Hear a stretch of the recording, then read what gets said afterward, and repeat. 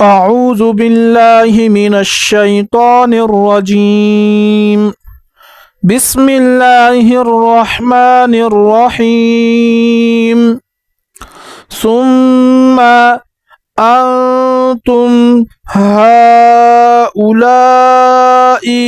تقتلون أنفسكم وتخرجون فريقا منكم من ديارهم تظاهرون عليهم بالإثم والعدوان وإن يأتوكم أسارى تفادوهم وهو محرم عليكم إخراجهم أفتؤمنون ببعض الكتاب وتكفرون ببعض فما جزاء من يفعل ذلك منكم إلا خزي في الحياة الدنيا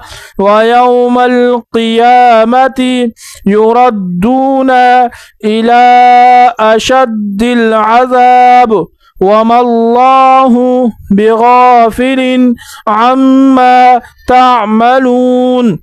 أولئك الذين اشتروا الحياة الدنيا بالآخرة فلا يخفف عنهم العذاب ولا هم ينصرون. صدق الله العظيم.